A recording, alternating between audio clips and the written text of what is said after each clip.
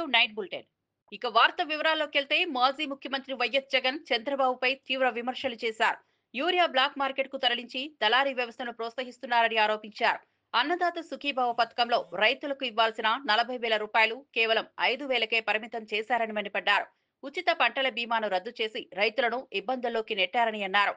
రైతులకు కనీస మద్దతు ధరగా కిలో ఉల్లికి 2,500 ఇవ్వాలని, ప్రభుత్వమే నేరుగా కొనుగోలు చేయాలని డిమాండ్ చేశారు. అయితే చంద్రబాబు నడిపే హెరిటేజ్ సంస్థలో మాత్రం ఉల్లిని కిలో 35 రూపాయలకు అమ్ముతున్నారని ఎద్దేవా చేశారు.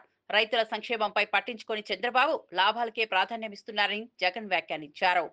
లేకపోతే ఈ మందు తీసుకుంటే యూరియా ఇస్తాం అని చెప్పి ఈ మాదిరిగా రైతులను ఆడుకుంటా ఉన్న పరిస్థితి. అదే వైఎస్ఆర్సీపీ హయాంలో అసలు ఎక్కడా కూడా బ్లాక్ అనేది లేదు. 265 రూపాయలకి ఆ రోజులు పూర్తిగా రైతు చేతుల్లో యూరియా బ్యాగ్ పడేది. ఊరికాడనే రైతు చేతుల్లో ఆర్బీకే వ్యవస్థ ద్వారా రైతు దగ్గరనే ఊరి దగ్గరనే అమ్ముడుపోయేది. రైతులకు ఇచ్చేవాళ్ళు. సొసైటీలు, ఆర్బీకేలు ఇవన్నీ కూడా రైతులకు అందుబాటులో ఉండే కార్యక్రమం. ఈరోజు సొసైటీలు లేవు, ఆర్బీకేలు లేవు. అన్ని వీళ్ళ ద్వారా సప్లై చేస్తే గవర్నమెంట్లో ఉన్న పెద్దలకు కమిషన్లు రావు అని చెప్పి బ్లాక్ మార్కెట్ని దగ్గరుండి వీళ్ళే ఎంకరేజ్ చేస్తూ ఉన్నారు. వీళ్ళే దళారీ వ్యవస్థను ప్రోత్సహిస్తూ ఉన్నారు. వాళ్ళ దగ్గర నుంచి వీళ్ళే కమిషన్లు తీసుకుంటా ఉన్నారు.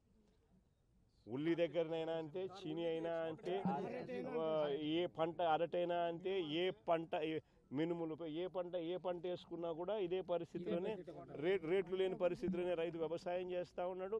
రైతుకు పెట్టుబడి సహాయం చూస్తామా అని అంటే ఈయన అన్నదాత సుఖీభావ 20,000 40,000 ఇస్తానని చెప్పినాడు. ఇంతవరకు ఇచ్చింది 5,000. అది మోసమే. రైతులకు ఉచిత పంటల బీమా అని చెప్పినాడు. ఉచిత పంటల బీమా రైతులకు ఇంతకు ముందు ప్రభుత్వంలో వైఎస్ఆర్సీపీ ప్రభుత్వంలో అందుతా ఉన్న ఉచిత పంటల బీమా పూర్తిగా ఎగరగొట్టేసినాడు. లేదు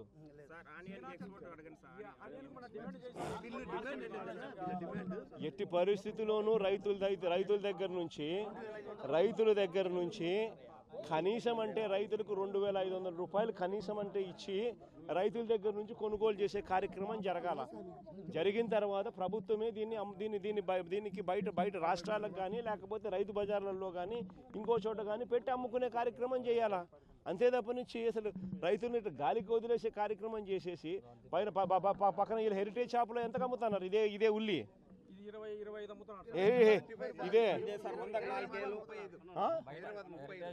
ఇదే హెరిటేజ్లో ఎంతకు అమ్ముతున్నారు? ఇదే హెరిటేజ్లో వీళ్ళు అమ్మేది ఎంత రేటుకి అమ్ముతారు? కేజీ 35 రూపాయలకు అమ్ముతారు. రైతుకి ఇచ్చేదేమో 6 రూపాయలు, 8 రూపాయలు. హెరిటేజ్లో ఏమో 35 రూపాయలకు అమ్ముతున్నారు.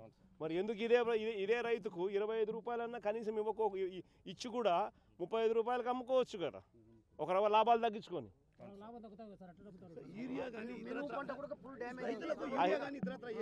ఆ హెరిటేజ్లో లాభాలు తగ్గకూడదు.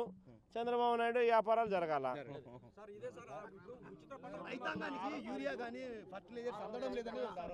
అదే బాగా చెప్పేది. దగ్గరుండి బ్లాక్ మార్కెటింగ్ ఈయనే ప్రోత్సహిస్తా ఉన్నాడు. ఆర్బీకేలకు ఎందుకు కోటా ఇవ్వడం లేదు?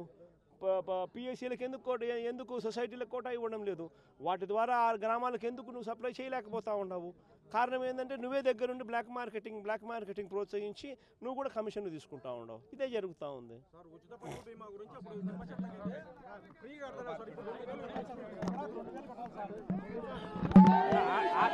మంత్రి శ్రీధర్ బాబు మాట్లాడుతూ బీఆర్ఎస్ లోనే ఉన్న నాయకులు కాళేశ్వరం అవకతవకలపై బహిరంగంగా మాట్లాడుతున్నారని అన్నారు. ఇంతటి భారీ ప్రాజెక్టులో జరిగిన అవినీతిపై సిబిఐ దర్యాప్తు తప్పనిసరి అని స్పష్టం చేశారు. విచారణపై తమకు సంపూర్ణ నమ్మకం ఉందని, తప్పు చేసిన వారికి ఖచ్చితంగా శిక్ష తప్పదని ధృవీకరించారు. కేసీఆర్, హరీష్ రావుల పాలనలో కాళేశ్వరం ప్రాజెక్టు అడ్డదిడ్డంగా నిధులు ఖర్చు చేసి ప్రజల డబ్బును దోచుకున్నారని మండిపడ్డారు.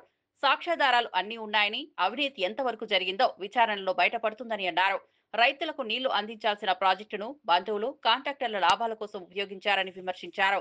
ప్రజలకు న్యాయం జరిగేలా కఠిన చర్యలు తీసుకుంటామని మంత్రి స్పష్టం చేశారు.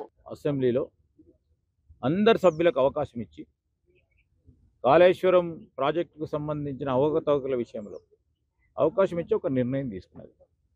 పీసీ ఘోష్ గారి నివేదిక ఉందో మీరందరూ కూడా స్పష్టంగా మీ చేతిలో కూడా ఉంది. ఎవరు దాంట్లో తప్పు చేసిండ్రు, ఏ విధంగా తప్పు చేసిండ్రు, అధికారులు, అనధికారులు, ఆనాడున్న మరి ప్రభుత్వానికి సంబంధించిన పెద్దలు ఏ విధంగా తప్పు చేసిండ్రు, తప్పు కారకులు ఎవరు అని వారు స్పష్టంగా చెప్పడం జరిగింది. ఆనాడు ఇప్పుడు వారు మాట్లాడుతూ ఉన్నారే, ఏ పార్టీలో ఉండే, ఈరోజు ఏ పార్టీలో ఉన్నారు,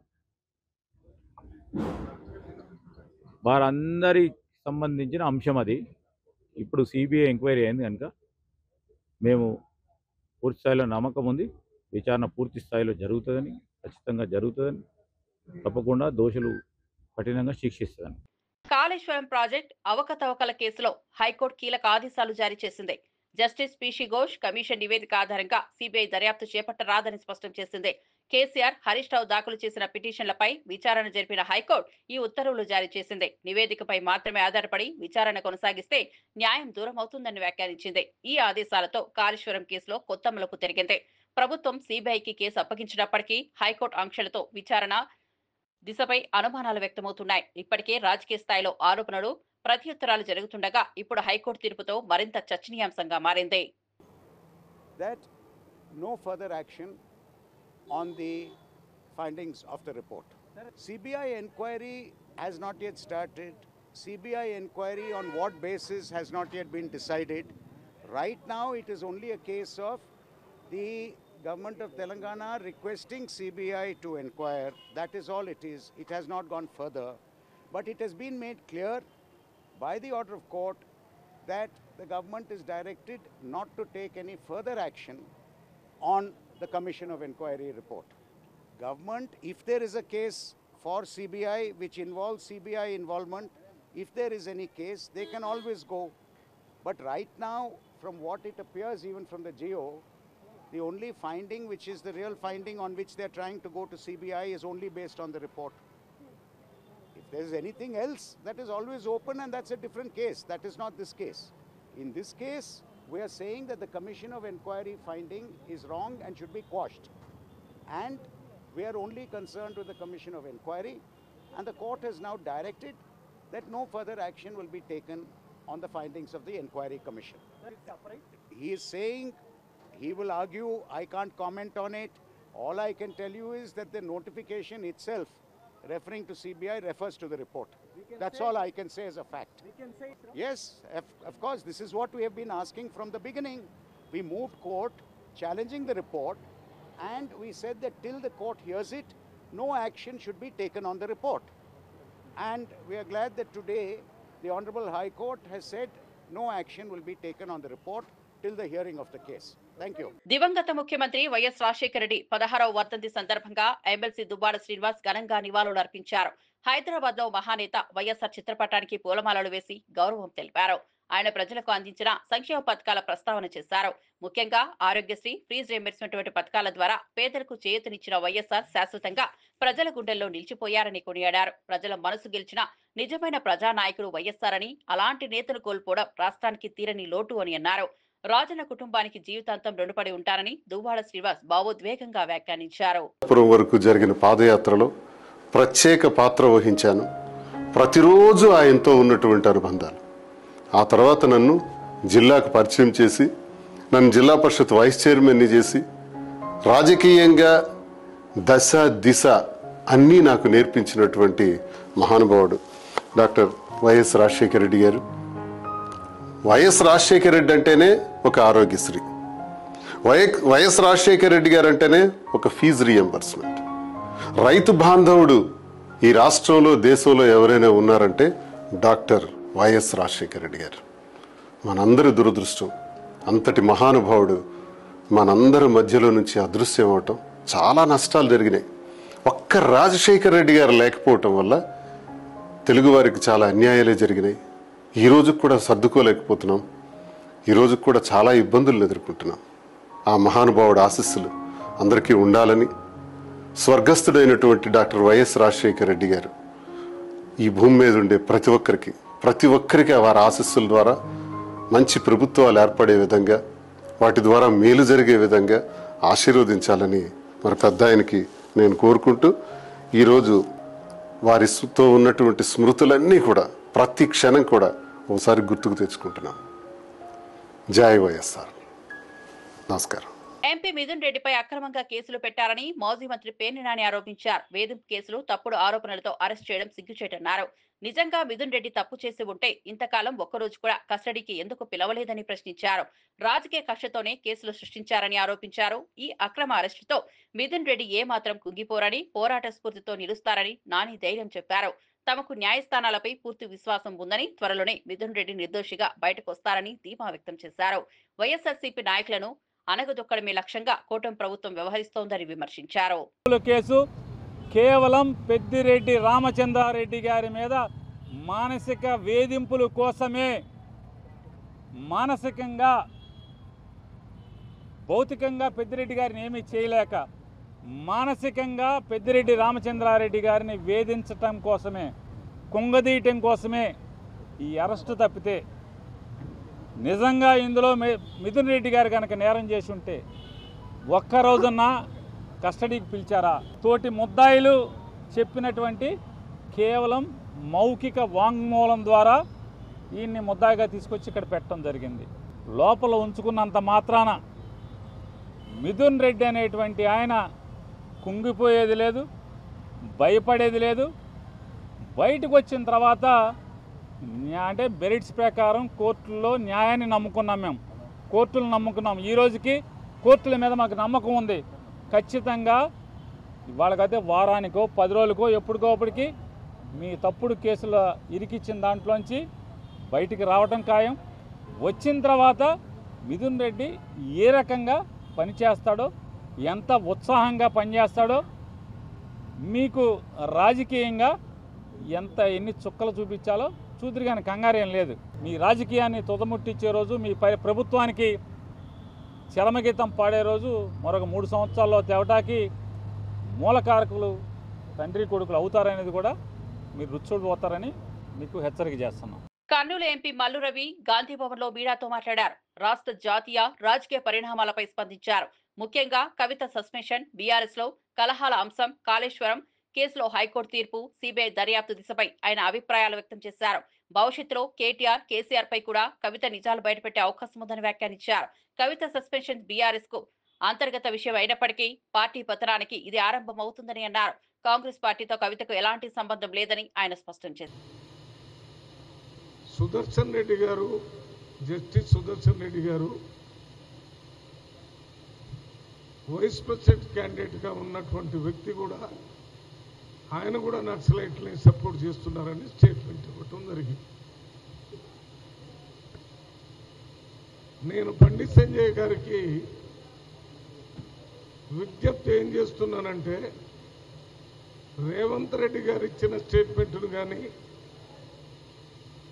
లేక జస్టిస్ సుదర్శన్ రెడ్డి గారు ఇచ్చిన జడ్జిమెంట్ను కానీ మీరు పూర్తిగా చదివి తర్వాత కామెంట్ చేస్తే బాగుండేది.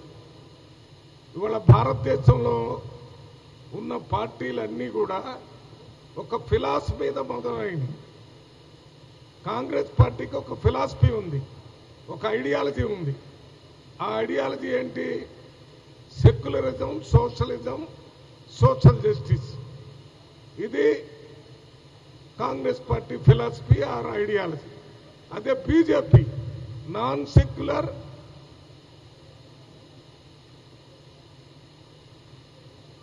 క్యాపిటలిస్టిక్,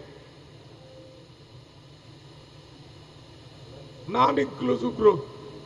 ఇది వాళ్ళ ఐడియాలజీ, ఫిలాసఫీ. ఇవెందుకు చెప్తున్నానంటే, నిన్న రేవంత్ రెడ్డి గారు నక్సలైట్లకు కూడా ఒక ఫిలాసఫీ ఉందని చెప్పారు. నక్సలైట్లు ఎక్స్ట్రీమిస్టులు కానీ టెర్రరిస్టులు గారు. నక్సలైట్లు వారి ఫిలాసఫీని అమలు చేయటానికి భారత రాజ్యాంగానికి లోబడి కాకుండా భారత రాజ్యాంగాన్ని దాటి హింసాత్మకంగా అయిన వారి ఫిలాసఫీని అమలు చేయాలనేటటువంటి ఆలోచనతో నక్సలైట్లు పనిచేస్తున్నారు. కానీ నక్సలైట్లు బేసిక్ ఫిలాసఫీ ఏంటి? భారతదేశంలో ఉన్న ప్రతి పౌరుడికి స్వతంత్ర ఫలాలు అందాలని, పేదలకి అదే రకంగా ధనవంతులకి మధ్య తేడా తగ్గిపోవాలని ప్రజలందరూ సామాజికంగా, ఆర్థికంగా, రాజకీయంగా సమాన స్థాయికి రావాలనే ఫిలాసఫీని నక్సలైట్లు వారి ముందు పెట్టుకుని ఈ ఫిలాసఫీని అమలు చేయడానికి అవసరమైతే ఆయుధాలు పెట్టి చేయాలి. వాళ్ళు చావటమో వెతుటి వాళ్ళని చంపటమో అనేది అది ఎక్స్ట్రీమిజం. ఈ ఎక్స్ట్రీమిజానికి రేవంత్ రెడ్డి గారు ఎక్కడ సపోర్ట్ చేయాల. మరి ఏం సపోర్ట్ చేశాడు? పేదవాళ్ళని పేదరికం నుంచి బయటికి తీసుకొని రావాలంటే వారికి ఆర్థిక స్తోమత లేదు కాబట్టి వారికి 5 లక్షల రూపాయలతో ఇందిరమ్మ ఇళ్లు కట్టియాలని నిర్ణయం తీసుకున్నాం. పేదవారికి ధనవంతులతో పాటు సన్న బియ్యం తినే అవకాశం లేదు కాబట్టి సన్న బియ్యం ఇచ్చే ఏర్పాటు చేశారు. పేద ప్రజల పిల్లలు కార్పొరేట్ స్థాయిలో చదువుకునే అవకాశం లేదు కాబట్టి ఇంటిగ్రేటెడ్ రెసిడెన్షియల్ స్కూల్స్ పెట్టి దాంట్లో ఎస్సీ, ఎస్టీ, బీసీ, మైనారిటీ వీరందరికీ కూడా కార్పొరేట్ స్థాయి ఎడ్యుకేషన్ చేసే అవకాశాన్ని కల్పించాడు. ఇది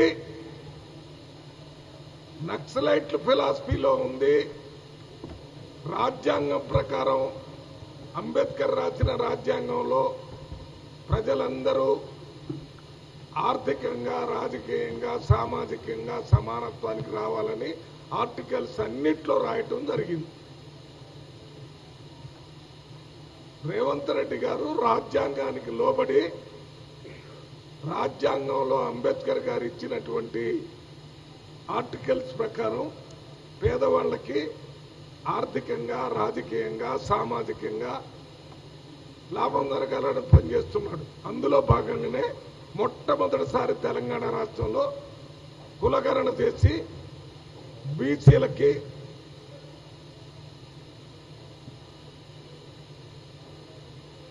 కులగణన చేసి బీసీలకి 42% ఇవ్వాలని చెప్పినటువంటి నాయకుడు రేవంత్ రెడ్డి గారు. ఇది నక్సలైట్లు చెప్పారు కాబట్టి మేము చేయకూడదు, నక్సలైట్లు ఇండ్లు ఇవ్వాలి పేదవాళ్ళ కంటే మేము చేయకూడదు, నక్సలైట్కి చదువుకునే కార్పొరేట్ వ్యవస్థ ఇవ్వమన్నారు మనం చేయకూడదని కాకుండా వారికి అందరికీ చేస్తున్నాడు. ఆయన చెప్పింది ఫిలాసఫీ. రాష్ట్రానికి నిన్న ఒక్కరోజే 9,000 మెట్రిక్ టన్నుల యూరియా వచ్చిందని మంత్రి తుమ్మల నాగేశ్వరరావు తెలిపారు. ఇవాళ మరో 5,000 మెట్రిక్ టన్నులు రాబోతున్నాయని అన్నారు. వచ్చే వారం రోజుల్లో 27,000 మెట్రిక్ టన్నులు రైతులకు అందేలా చర్యలు తీసుకుంటున్నట్లు వెల్లడించారు. యూరియా కొరత వల్ల రైతులు ఇబ్బంది పడకుండా తక్షణమే చర్యలు తీసుకుంటున్నామని భరోసా ఇచ్చారు. పంటలకు ఎరువులు అందక ఇబ్బందులు ఎదురుతున్న నేపథ్యంలో 5 రోజుల్లో పంట నష్టంపై సర్వే పూర్తి చేయాలని అధికారులు ఆదేశించామని తెలిపారు. రైతుల పక్షాన ప్రభుత్వం అండగా ఉంటుందని తుమ్మల స్పష్టం చేశారు.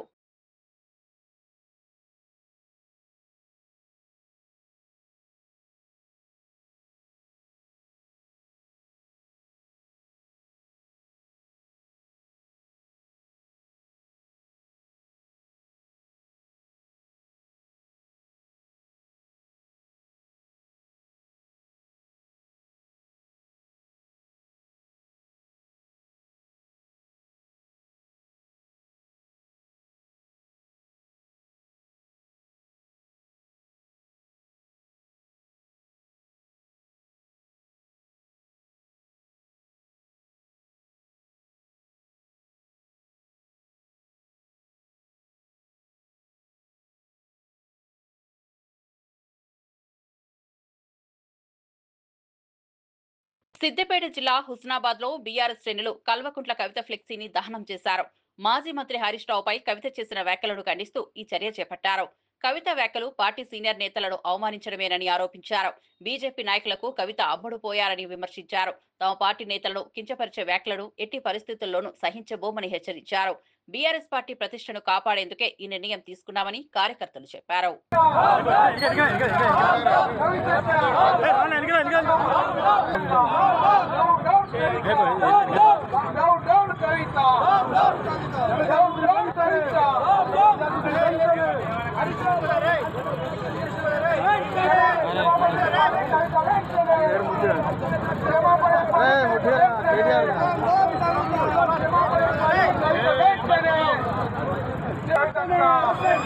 కవితను పార్టీ నుంచి వెంటనే కవితను పార్టీ నుంచి వెంటనే జై తెలంగాణ జై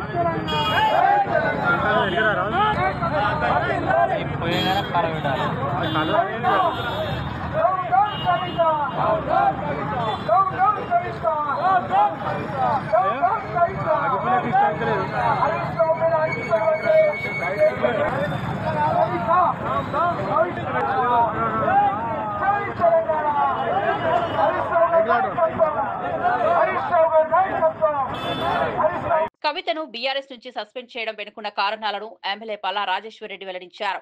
కాంగ్రెస్ ట్రాప్ లో పడి ఆమె పార్టీ సీనియర్ నేతలపై ఇష్టం వచ్చినట్లు మాట్లాడుతున్నారని అన్నారు. పార్టీ వ్యతిరేక కార్యకలాపాలు చేస్తే కన్న కూతురైనా దగ్గర బంధువైనా సమానమేనని కేసీఆర్ సందేశం ఇచ్చారని వివరించారు.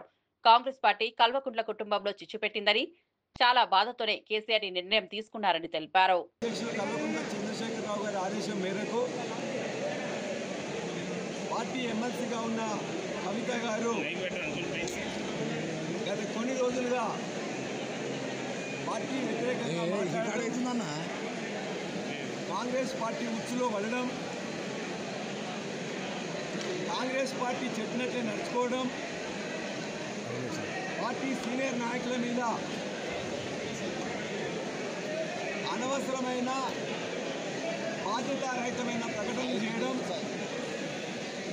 పార్టీ యావత్తు నాయకులు కార్యకర్తలు ఆందోళనకు గురి కావడం, 60 లక్షల మంది సభ్యులు కలిగి ఉన్న భారత రాష్ట్ర సమితిలో ప్రతి ఒక్కరికి కూడా వారికి ఎంత హక్కు ఉన్నదో అంతే హక్కు ఉంటుంది. కాబట్టి అలా భారత రాష్ట్ర సమితి కార్యకర్తల యొక్క మనోభావాలు దెబ్బతినకుండా ఉండాలని వారి ఆందోళన గమనించి ఇలా యావత్తు పార్టీ ర్యాంక్ అండ్ ఫైల్ కోరుకునే విధంగా ఇవాళ భారత రాష్ట్ర సమితి నుండి కల్వకుంట్ల కవిత గారిని సస్పెన్షన్ చేస్తూ ఆర్డర్స్ ఇవ్వడం జరిగింది.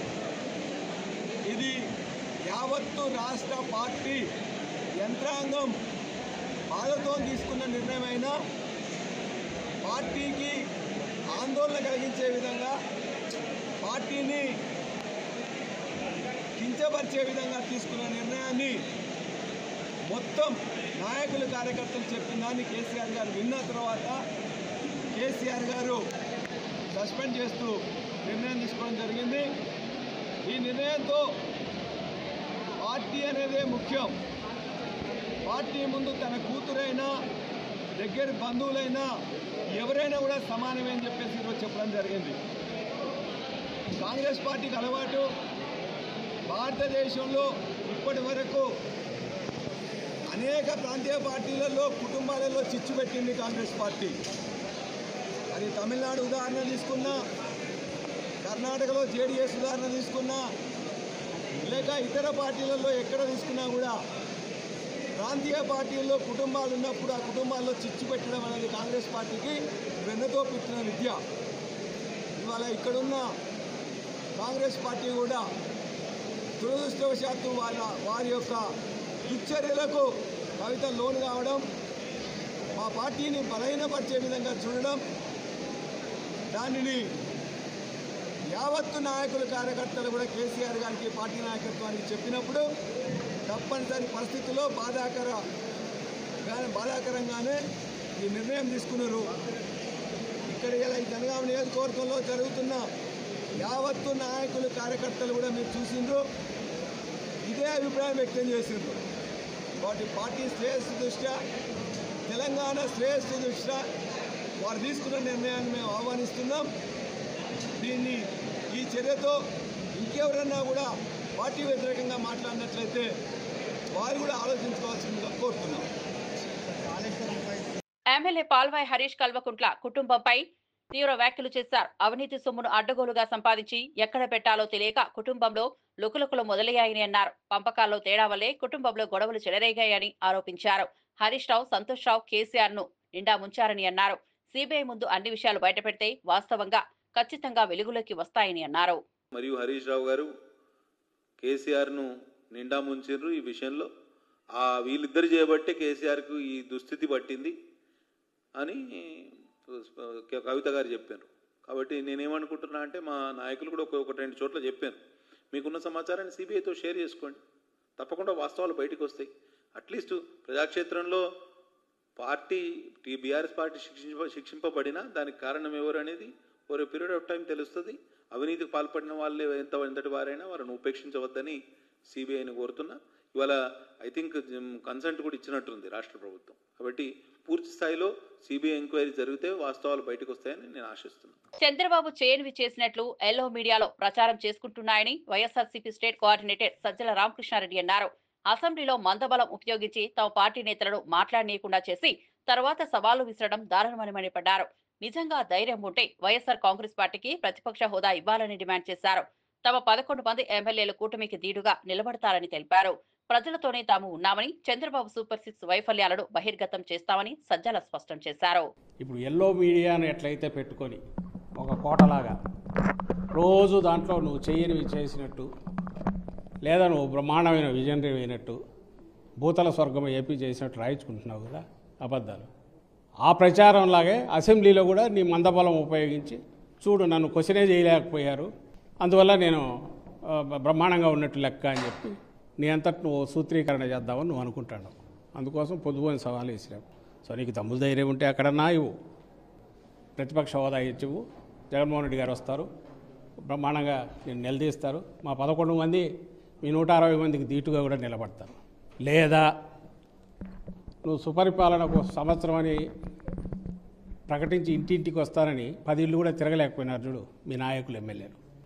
ఇప్పుడు అదే పని ఇంటింటి దగ్గరికి పోండి, అక్కడ మిమ్మల్ని ఒకరో ఉండి జనమే ఎట్లా వెంటబడి పడతారో తెలుస్తుంది, అక్కడైనా తెలుస్తుంది. అసెంబ్లీనా ప్రజాక్షేత్రమా? మేము చేసాం ఏడాది పాలన మోసం, దాని గురించి ఇప్పుడు చేస్తున్నాం బాబు షూరిటీ మోసం గ్యారెంటీ అనే కార్యక్రమం. దానికి వస్తున్న స్పందన ఏంటి? మేము చేయగలుగుతున్న దీన్ని నీకు అంత అసెంబ్లీలో అంత మెజారిటీ ఉంది, బ్రూటల్ మెజారిటీ ఉంది, నీకు ఉంది, నీకు మందబలం అంత ఉంది, నువ్వేమో కిందికి వెళ్ళలేకపోతున్నావు. జగన్మోహన్ రెడ్డిని కలవడానికి రోజు 1000 మంది వస్తుంటారు. ఆ 1000 మందిని తీసుకోవడానికి ఆయన కలపడం ఎట్లడానికి కొన్ని పద్ధతులు ఫాలో కావడం ఎవరైనా చేయాలి. మీరు కేకలేసి అరిచినా వచ్చేవాళ్ళు ఎవరు ఉండరు, లేదా మీరు బొంగపోయి ఇల్లు తిరిగినా మీకు వచ్చి నమస్కారం పెట్టి దగ్గరికి తీసుకునే వాళ్ళు ఎవరు ఉండరు, లేదా మీ దగ్గర వచ్చేసి తమ గోడు చెప్పుకునే వాళ్ళు కూడా ఎవరు ఉండరు. ఎందుకంటే గోడు చెప్పినా మీరు పట్టించుకోరు కాబట్టి. ఈరోజు కూడా ప్రతిపక్షంలో ఉన్న ఇక్కడికి వస్తున్నారు ఎవరైనా వచ్చి బాధలు చెప్పుకుంటూ మాకు ఏదైనా ఇచ్చేయండి అది చేయండి అని. అక్కడికి ఎవడు పోవట్లా, ఎందుకంటే ఏదో జరగదు కాబట్టి. అలాంటి మీదికు జగన్మోహన్ రెడ్డి గారికి పోలిక. ఊరికి అనవసరంగా ఏదో అంటాడు లేపి తన్నించుకోవడం అంటే లోకేష్ ఆయన చేస్తున్న పని అలాంటిదే. మీ నాన్నకు కానీ నీకు కానీ అభిమానులు ఉండరు, ప్రేమించే వాళ్ళు ఉండరు, మిమ్మల్ని వచ్చి ఒక్కసారి మీ దగ్గర మిమ్మల్ని పలకరిస్తే చాలనుకునే వాళ్ళు ఉండరు. ఇక్కడ జగన్మోహన్ రెడ్డి గారిని కలిస్తే చాలనుకునే వాళ్ళు రోజు 1000 మంది వస్తుంటారు. ఎమ్మెల్యే వేముల వీరేశం మాట్లాడుతూ బీఆర్ఎస్ నేతల్లో ఎనలేని భయం మొదలైందని అన్నారు. ప్రాణహిత, చేవెళ్ల ప్రాజెక్టుల విషయంలో వైఫల్యం బహిర్గతమవుతోందని వ్యాఖ్యానించారు.